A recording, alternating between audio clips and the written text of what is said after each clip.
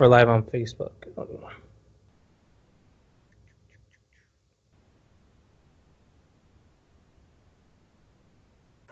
we going 10?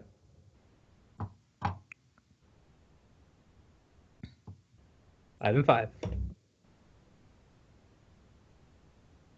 And we're gonna let it burn, burn, burn, burn. We're gonna let it burn, burn, burn, burn. Gonna let it burn, burn, burn. Welcome back to Daybreak USA.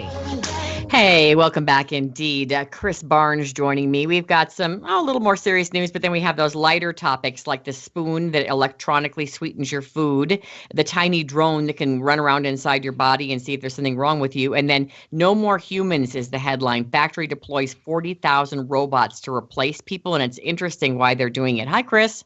Hi, Angie. How you doing?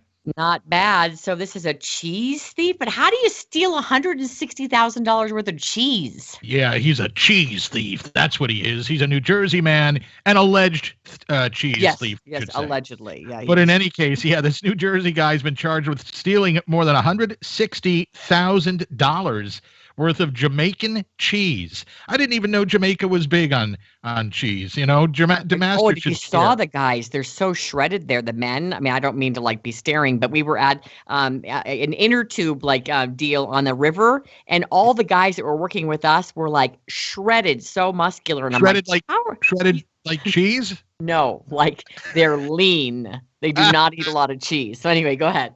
Yeah. Anyway, I was going to say DeMaster should be here to put a word in for Wisconsin cheese. But in any case, prosecutors say this 18-year-old guy stole pallets and pallets of a brand called Tasty Cheese from a food warehouse on the 23rd of September. Now, Tasty Cheese is often eaten with spiced or sweetened buns, especially at Easter, apparently. And Ortiz was arrested on Wednesday, charged with theft, burglary, conspiracy, and possessing burglary tools. They're holding him on $10,000 bail as a result of that incident. Again, an alleged.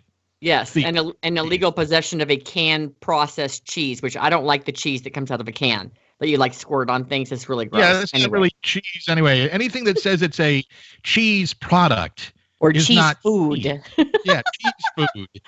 All right, this is a crazy story, Chris. A gorilla is back in his enclosure at the London Zoo after making a brief escape Thursday. Zoo officials say Kumbaka, a lowland silverback gorilla, escaped into the secure keepers area where the keepers, go and feed him, etc., before being tranquilized and returned to his den. They added the gorilla did not escape into a public area, and at no time were zoo visitors in danger. This guy is gigantic, and I guess he, broke through something, and it was pretty, exciting to watch because, it put a little fear in people too. Like if he can get through and break into that area, can he break into other areas? It's always a little distressing, At least he didn't get shot. No, right. With the tranquilizer, not with a gun. Right. Well, he did get the tranquilizer. So anyway, can you juggle by chance? You seem to be multi-talented. Are you a juggler? My husband can, but I can't. So I married into juggling. Could you? Could he? I wonder if he could do this. Guy ran the Chicago Marathon, which is difficult enough, but this Canadian man took it one step further. I would say took it numerous steps further by adding juggling to his running of the marathon. Mikhail Capral, finishing the race in under 3 hours on Sunday, all while juggling 3 balls, and apparently didn't drop one once during that entire marathon, 26 miles, without dropping a single ball. I could not juggle, nor could I run 26 miles. And this guy did both at once and never missed a step and never dropped a ball. 50,000 times he tossed these beanbags. And by the way, he said it was no easy feat. Hello, we know that. As a few gusts of wind nearly derailed his goal. Whoa. As you might imagine, it could. But as I say, wow, what a thing. I can't do one. He did them both.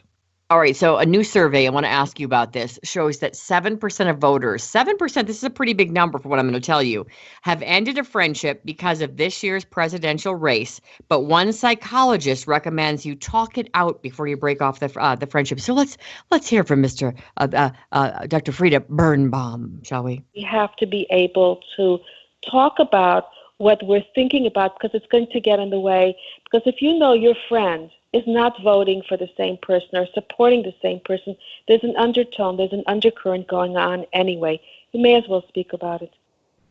May as well speak about it rather than break off the friendship. I'm not one to break off friendships because of political views, because I make a lot of friends through charity work and galas and, volunteering. And so I don't oftentimes know what their political agenda is, because if you're like feeding someone at the Denver Rescue Mission, I really don't care what your party is. I unfriended one longtime friend, actually a guy that, yeah, pretty extreme case, but his political postings went into it went over the line for me. Okay. And went into sort of vile language about certain things that we disagree on, he and I.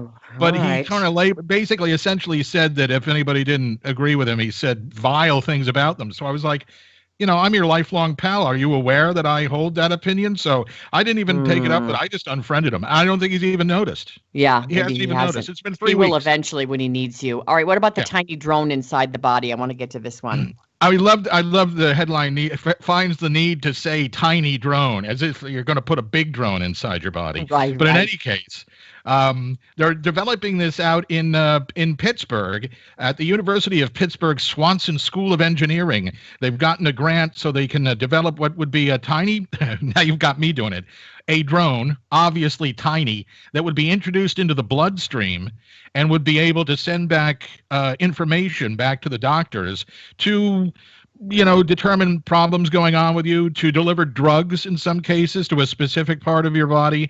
In any case, they're going to find out all the possible things it could do, maybe targeting a tumor, for instance. So they're going to try to figure out how to develop this type of technology. They call it, they say, as opposed to a flying drone, this would be a swimming drone. I love it. All right, stick around. I'm going to tell you in a minute about the spoon that sweetens food and the robots replacing humans. Next.